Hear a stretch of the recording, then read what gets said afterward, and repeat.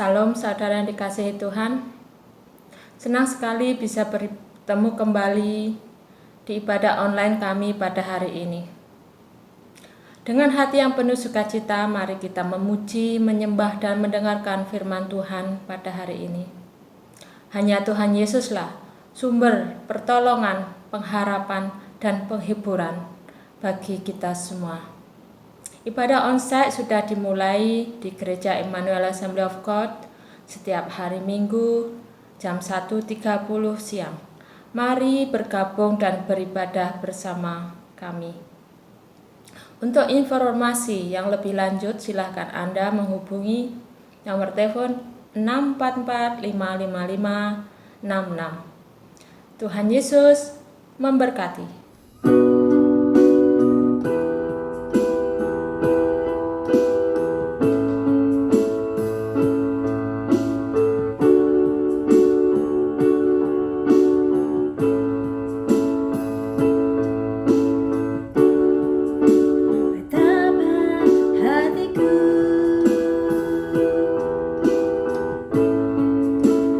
Terima kasih Tuhan.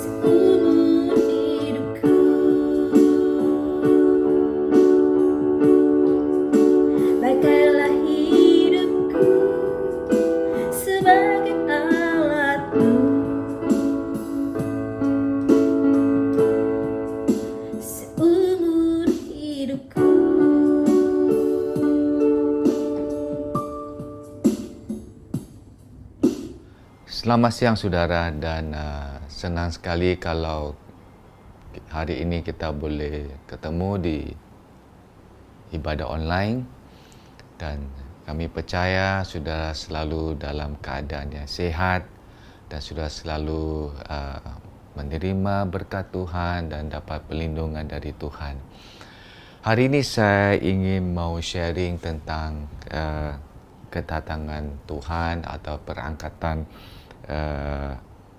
gereja, dan saya percaya bahwa dalam hal ini kita akan belajar bersama-sama untuk melihat topik ini di mana kita boleh belajar dan kita boleh lihat dalam pengertian Alkitabiah pengangkatan gereja, atau dalam bahasa Inggris dikatakan itu rapture.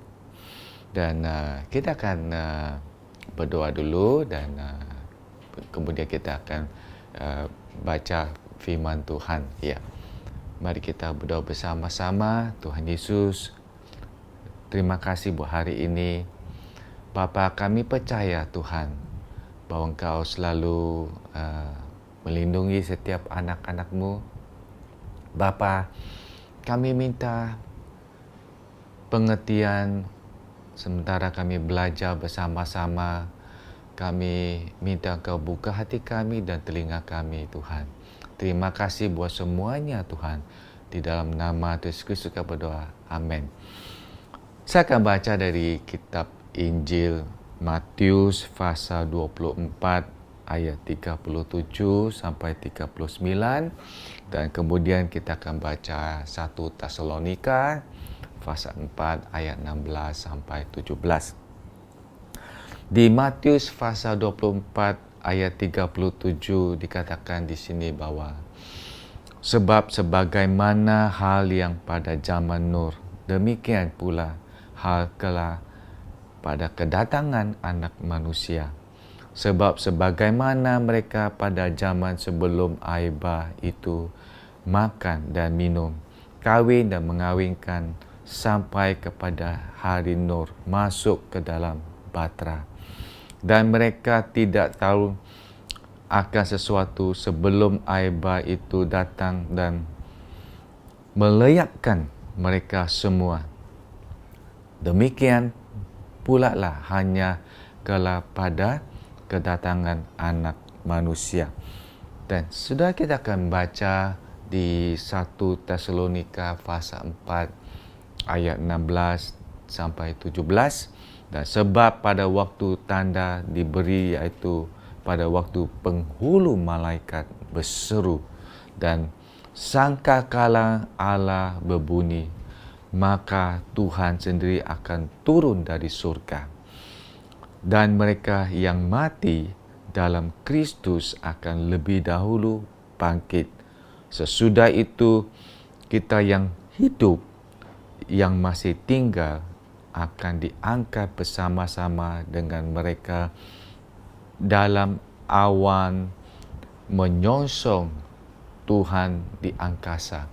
Demikianlah mereka akan selama-lamanya bersama-sama dengan Tuhan. Saudara, hari ini kita akan belajar bersama-sama dalam renungan ini, dan renungan hari ini kita akan dapat satu informasi atau diberitakan kepada kita untuk berjaga diri kita sebagai orang Kristen, dan kita harus hidup dengan bijaksana. Dan kita sudah melihat banyak hal yang sudah terjadi di tengah-tengah krisis dunia, dan satu hal yang kita boleh katakan bahwa kita harus stay fokus, selalu pusat dan pandang kepada Tuhan, bahwa tidak lama lagi Tuhan akan datang.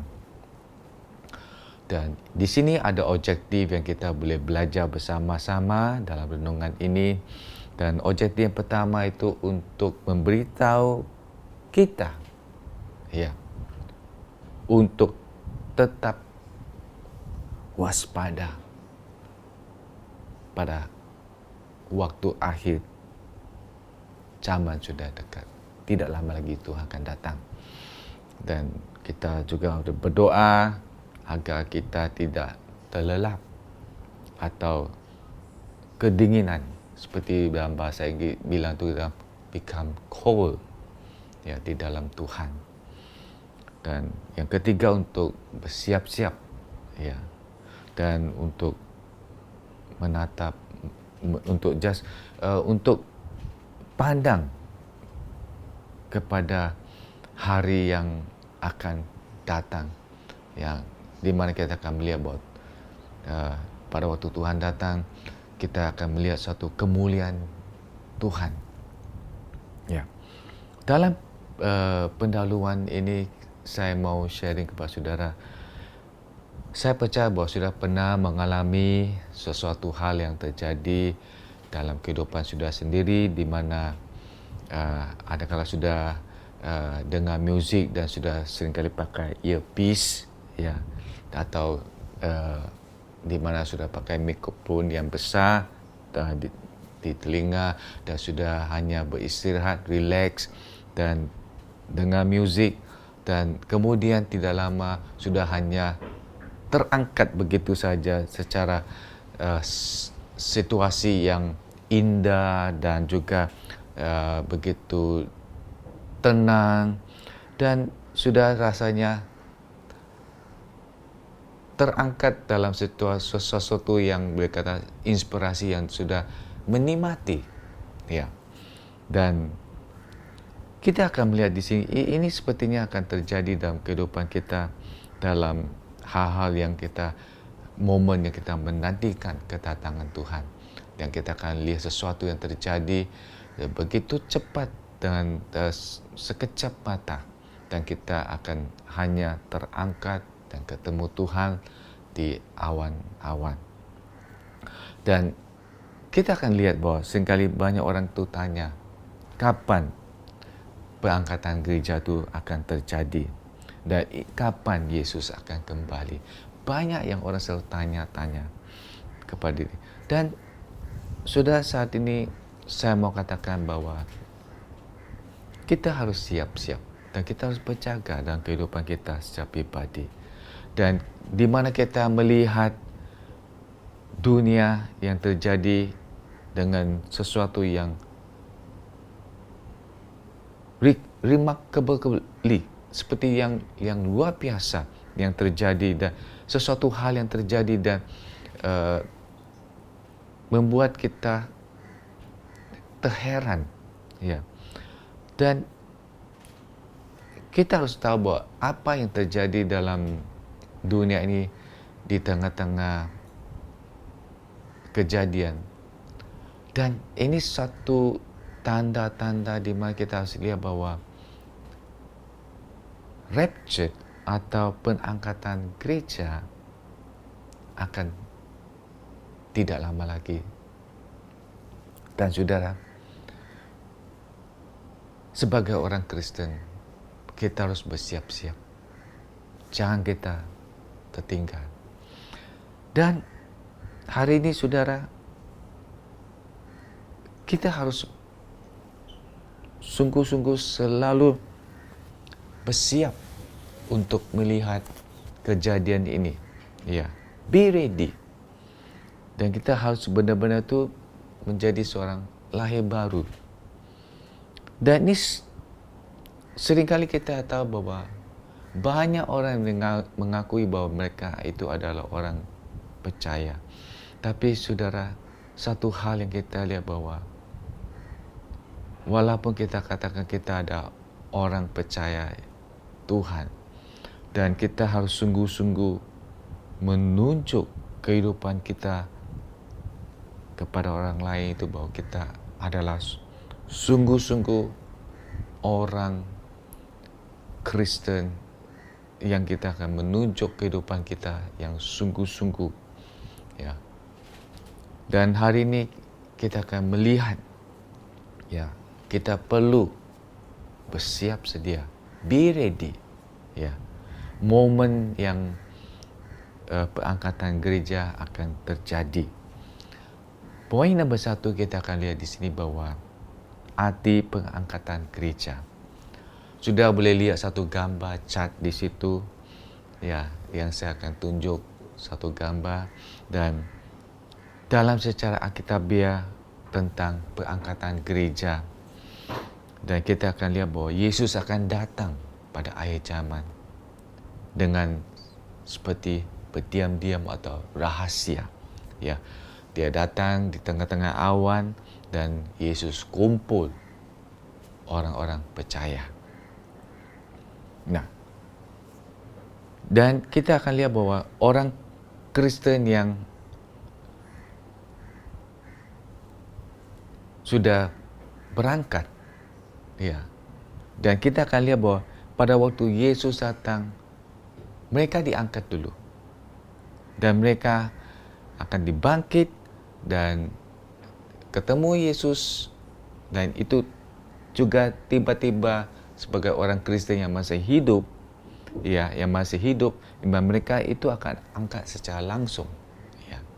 Dan di situ kita akan bahwa kita ketemu Tuhan di tengah awan-awan. Dan dalam bahasa Inggris dikatakan rapture atau pengangkatan gereja. Dalam bahasa Latin dikatakan rapturor, ya. Ya, ini dikatakan diangkat, ya, to catch away, ya. Dan di mana kita akan lihat hal ini terjadi itu di mana kita sudah baca di 1 Tesalonika pasal 4 ayat 17, yang dikatakan di sini bahwa mereka diangkat bersama-sama dengan mereka dalam awan, ya, menyongsong Tuhan di angkasa. Dalam bahasa Inggris dikatakan di sini bahwa caught up together, ya, to meet the Lord in the air. Ya, kita baca di mana yang kita tahu bahwa orang yang belum menerima Tuhan dan tidak mengenal Tuhan sebagai juru selamat, mereka akan di left behind, mereka ditinggal. Dan Yesus menjelas dalam pandangan pengangkatan gereja, di mana di Injil Matius pasal 24 ayat 39 sampai 41. Nah, kita akan lihat contoh ini, dan dikatakan pada waktu itu kalau ada 2 orang di ladang, yang seorang akan dibawa dan yang lain akan ditinggalkan. Ya, ini sepertinya bahwa kalau mereka yang hidup, mereka ada di dunia ini pada waktu kedatangan Tuhan, yang satu akan diangkat, ya. Dan kita tahu bahwa kejadian ini akan terjadi, dan banyak orang rasanya kaget. Dan itu juga Paulus menjelas tentang ajaran Kristus di 1 Tesalonika pasal 4 ayat 13 sampai 18. Sudah boleh baca di kitab 1 Tesalonika pasal 4 ayat 13 sampai 18. Dan kita akan lihat bahwa di mana orang Kristen itu diangkat, ya, dengan sekejap, ya. Dan mereka akan mendengar bunyi sangkakala ditiup oleh penghulu malaikat, dan di situ semua orang yang percaya pada Tuhan mereka diangkat. Dan itu ada waktunya kita akan melihat betapa indahnya pandangan itu. Kita akan lihat sesuatu yang momen yang begitu luar biasa, dan kita lihat bahwa suatu seruan dari Tuhan yang dimana begitu kuat, ya. Dan seruan itu bisa menebus di kuburan dan juga tebus di lautan, dan juga orang yang percaya akan dengar seruan Tuhan, suatu panggilan, ya. Dan kita tahu bahwa tubuh orang-orang Kristen ini akan dibangkit di dunia, dan banyak yang dikubur itu akan dibangkit, mereka yang mati di laut itu dibangkit, dan mereka mati dalam keledakan, kebakaran, mereka juga dibangkit. Dan kita lihat bahwa ini semua akan terjadi dengan luar biasa. Ya. Nah, satu hal yang kita tahu bahwa Tuhan tahu segala-galanya. Ya. Tuhan tahu. Dan kita akan diubah di dalam tubuh kemuliaan. Dan ini adalah waktu yang momen yang kita akan menantikan. Ya, kita akan begitu senang, kita akan lihat, kita akan ditransformasi, tubuh kita akan diubah. Nombor 2, di sini kita akan lihat bagaimana kejadian masa pengangkatan gereja. Ya. Momen yang kita akan lihat bahwa rapture atau pengangkatan gereja, di mana Yesus akan tiba-tiba datang di tengah-tengah awan dan bunyi trompet, dan kita boleh ingat lagu yang kita dulu pernah nyanyi pada akhir zaman, waktu Tuhan akan datang. Ya, ku mau di sana. Kita boleh dengar suara trompet, ya, dan kita akan ku mau di sana. Jadi jangan kita ketinggalan pada waktu trompet yang berbunyi dan kita tidak ada di sana. Sudah, pengangkatan gereja adalah suatu event atau peristiwa di mana Yesus Kristus akan kembali di udara. Ya, trompet akan dibunyikan dan semua orang yang percaya kepada Kristus akan tinggal, akan diangkat di dunia ini. Nah, 2 hal yang saya mau jelaskan di sini, bahwa nombor 1, bahwa mereka yang telah mati sejak kebangkitan Kristus, mereka akan menerima tubuh kebangkitan mereka. Ya. Dan yang kedua, kita akan lihat di sini bahwa mereka yang hidup juga, yang sebenarnya kita masih hidup, dan kita akan diubah dalam sekejap mata dan meninggalkan dunia ini.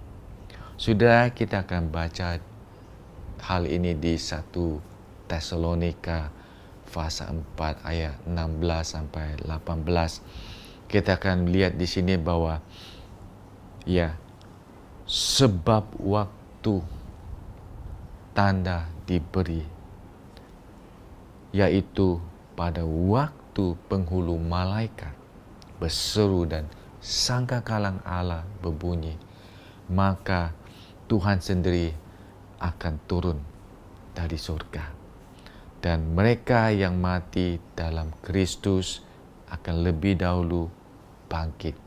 Kita lihat di 1 Tesalonika pasal 4 ayat 16 sampai 18. Begitu indah menjelas tentang kebangkitan, ya, yang akan terjadi. Dan saudara, kita akan lihat bahwa suatu hal yang kita akan lihat chart atau gambar yang di PowerPoint, yang di mana bahwa pada waktu orang-orang percaya sudah diangkat, ya, dan kita lihat itu akan, kejadian itu akan terjadi di mana dalam transisi yang begitu singkat. Dan kita akan melihat bahwa Antikristus mulai memberi tanda tangan atau sign treaty dalam suatu perjanjian di mana mereka akan memberi satu pendamaian di dunia ini. Dan kita lihat di kitab Daniel pasal 9 ayat 27. Dan kitab Daniel menjelaskan tentang hal ini, bahwa ini ada seperti suatu tanda tangan, signing of this document, ya. Di Daniel pasal 9 ayat 27 dikatakan di sini bahwa raja itu akan membuat perjanjian. Itu menjadi berat bagi banyak orang selama 1 kali 7 masa. Pada pertengahan 7 masa itu, ia akan menghentikan korban sembelihan dan korban santapan. Dan di atas sayap kekejian akan datang dan membinasakan sampai pemusnahan yang telah ditetapkan menimpa yang membinasakan itu. Kita akan lihat di sini, di mana suatu hal yang akan terjadi pada waktu pengangkatan gereja, dan di mana Antikristus akan mulai muncul di tengah-tengah dunia ini. Dan Antikristus mulai membuat satu perjanjian, sign treaty. Ya. Dan ini menjadi banyak concern kepada banyak bangsa-bangsa dan di kota Yerusalem. Dan di mana kita akan lihat bahawa orang percaya dalam Kristus, kita tidak akan ketemu murka Allah. Ya, di mana di 1 Tesalonika pasal 1 ayat 9 sampai 7 10 dikatakan di sini bahwa di ayat 9 dikatakan mereka, sebab mereka sendiri bercerita tentang kami, bagaimana kami kamu sambut dan bagaimana kamu berbalik dari berhala-berhala kepada Allah untuk melayani Allah yang hidup dan yang benar. Dan ayat 10 dikatakan di sini bahwa dan untuk menantikan kedatangan anaknya dari surga yang telah dibangkitnya di antara orang mati, yaitu Yesus, dan menyelamatkan kita dari murka yang akan datang. Saudara, kita akan lihat di sini bahwa bagaimana Allah menyelamat umatnya sebelum kejadian murka Allah akan mulai di dunia ini. Ya. Kita akan juga lihat di sini bahwa satu hal yang kita akan juga baca di kitab Wahyu pasal 3 ayat 10, kita akan tahu bahwa yang dikatakan di sini bahwa karena engkau menuruti firman-Ku untuk tekun menantikan Aku, maka Aku pun akan melindungi engkau dari hari pencobaan yang akan datang atas seluruh dunia untuk mencobai mereka yang diam di bumi. Sudah, kita akan juga lihat di sini, kita orang percaya akan diangkat sebelum murka Allah terjadi dalam dunia ini. Dan satu hal yang kita juga boleh mengerti di sini bahwa di mana kejadian ini juga terjadi, di mana Allah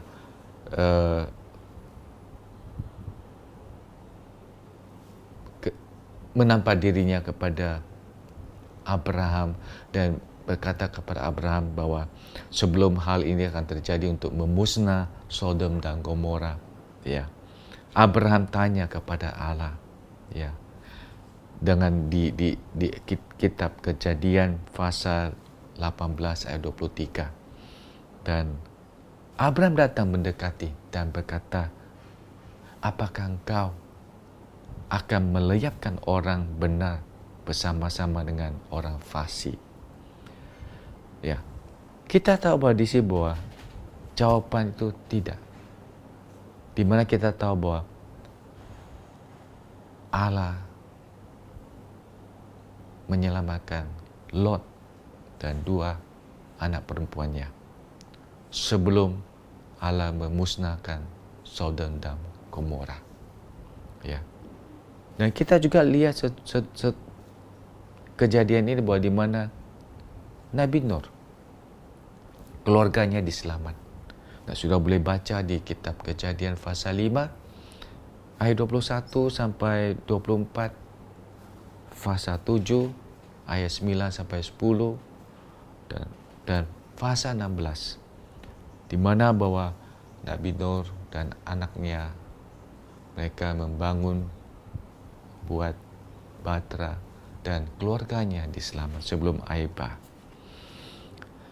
Dan kita juga kalau sudah baca di kitab Wahyu, ya, secara naratif, kitab Wahyu menunjuk bahwa pengangkatan gereja sebelum terjadi dengan masa-masa penderitaan, ya.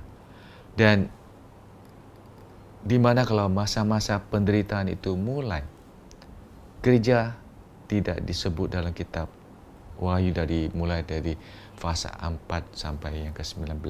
Dan kita akan lihat di sini, dan saya akan memberi sudah satu gambar chart lagi, sudah akan melihat bahwa dalam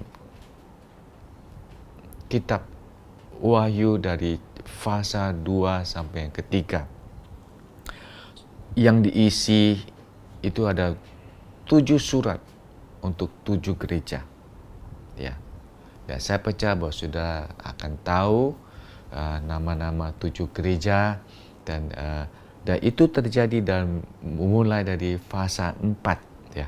Mulai dari fasa 4 dikatakan bahwa momennya event di situ seperti serupa perangkatan, dan di fasa 4 ayat 1, dan kita akan baca di sini dikatakan, yang di sini kita akan lihat di fasa 4 ayat 1, kemudian daripada aku melihat sesungguhnya sebuah pintu terbuka di surga, dan suara yang dahulu yang telah kudengar berkata kepadaku seperti bunyi sangkakala. Katanya, naiklah kemari, dan aku akan menunjukkan kepadamu apa yang harus terjadi sesudah ini. Sudah kita lihat bahwa di mana suara malaikat panggil Yohanes, come up here, ya. Dan Yohanes terangkat.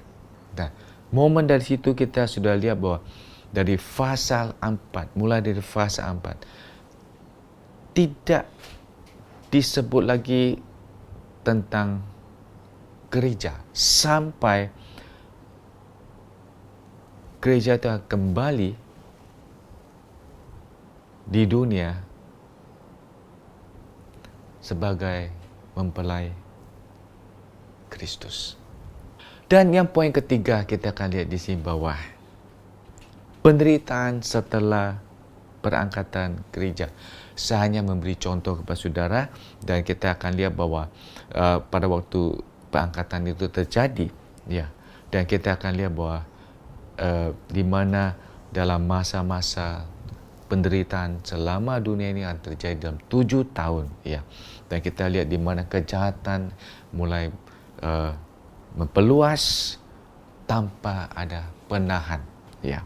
Dan kita akan lihat bahwa di mana di dunia ini akan terjadi ada seperti disease, penyakit, dan seperti bencana alam dan peperangan, dan juga banyak hal yang terjadi di dunia, ya. Dan kita juga melihat seperti kejadian-kejadian ini terjadi. Nah, saudara, dalam hal ini kita akan lihat bahwa kita akan membahas lebih dalam lagi kalau ada waktu. Ini saya hanya memberi gambaran hanya apa yang terjadi pada waktu perangkatan gereja, ya. Dan tiba-tiba di tengah-tengah 7 tahun itu Antikristus mulai duduk di tengah-tengah pusat masa-masa penderitaan. Di situ sepertinya bahwa Antikristus mulai menganiaya lebih luar biasa kepada orang-orang yang masih di dalam dunia ini. Kita akan lihat bahwa kesengsaraan akan terjadi waktu yang mengerikan. Ya, tetapi itu akan memiliki suatu tujuan. Kita tahu ini akan penyayangan kesengsaraan itu lebih dahsyat. Ya. Dan kita lihat bahwa saya memberi contoh-contoh supaya kita akan melihat apa yang sudah akan terjadi dan di dalam kitab Wahyu jelas itu bahwa momen yang sangat ngeri, ya. Dan contoh yang pertama saya kasih di fasa yang 8 ayat 7, dan itu disebut sepertiga dari pohon-pohon akan hangus dan seluruh rumput-rumput hijau. Ya. Dan juga di Wahyu fasa 8 ayat 12 dikatakan bahwa matahari dan bulan itu tidak akan bersinar, mereka jadi gelap. Ya. Dan kemudian kita akan lihat dulu bahwa juga di mana di fasa yang ke-9 kita akan baca dari ayat 3 sampai yang ke-6, kita akan lihat bahwa di mana belalang-belalang, ya, dan mereka akan memusnah banyak rumput-rumput dan makan apa yang ada di dunia ini, dan mereka makan dan mereka memusnahkan banyak hal yang kita rasa mengeri, dan kita sudah pernah lihat ini semua terjadi. Dan suatu hal yang kita akan lihat bahwa sudah kalau boleh ada waktu sudah baca di kitab Wahyu, sudah akan lihat sesuatu yang terjadi yang sangat menakutkan, ya. Dan satu hal yang saya katakan, saudara, ya, satu hal, kita harus siap-siap sebagai orang Kristen. Kita harus sungguh-sungguh percaya sama Tuhan. Kita harus selalu datang kepada Tuhan, dan kita percaya bahwa kehidupan kita harus selalu hidup benar di hadapan Tuhan. Dan hal ini akan terjadi, dan pengangkatan gereja akan terjadi. Saudara, kita jangan ketinggalan di sini. Ya, jangan ketinggalan. Dan dalam kesimpulan saya hari ini bahwa saya mau sharing kepada saudara bahwa kita perlu siap, be ready any moment tentang rapture akan terjadi. Pengangkatan gereja akan terjadi. Saudara, biarlah hidup kita sebelum akhir zaman terjadi, biarlah kita harus kuat dan menjalani hidup kita. Kita tahu momen yang kita harus melewati hari demi hari. Sudah, doa saya bahwa kita akan jadi kuat. Kuatkan iman kita. Dan dua aplikasi yang di sini kita akan lihat bahwa jangan sampai kita lengah. Kita harus selalu live a pure and holy life. Hidup murni dan hidup kudus dalam kehidupan kita. Ya. Dan kita harus memastikan hidup kita sebagai orang Kristen. Ya. Be certain that you are a Christian. Ya. Dan saya mau beri 3 poin diskusi di sini untuk saudara. Ya. Apakah Anda siap untuk pengangkatan gereja? Momen yang kita harus lihat bahwa saat ini akan terjadi, apakah kita siap? Yang kedua, apakah hidup Anda benar di hadapan Tuhan? Kalau sudah sendiri tahu, kehidupan sudah sendiri. Doa saya, kita membuat U-turn, kembali sebelum terlambat. Yang ketiga, Doa saya untuk melihat saudara kembali kepada Yesus sekali lagi. Dan mendedikasi kehidupan kita kembali kepada Tuhan. Saudara, saat ini sebelum rapture atau pengangkatan gereja terjadi, mari kita kembali hubungan kita dengan Tuhan. Kembali. Dan saudara, saya tahu bahwa saat ini banyak orang Kristen mulai jadi dingin. Mereka hilang kasih yang mula-mula. Saat ini, saudara, saya mohon, saudara, kembalilah dan nikmatilah kasih Tuhan sekali lagi. Dan sebelum hal ini terjadi, janganlah kita left behind, ketinggalan. Mari kita berdoa. Tuhan Yesus, hari ini kita mendedikasi hidup kita sekali lagi Tuhan. Kita mau hubungan kita dengan Engkau lebih dekat Tuhan. Ampunilah dosa-dosa kami, di mana kami sudah jauh dari Engkau. Kami sudah hilang kasih mula-mula. Tuhan, hari ini bangkitlah semangat setiap anak-Mu. Tuhan Yesus, kami mau kembali mendedikasi kehidupan kita kepada Engkau Tuhan.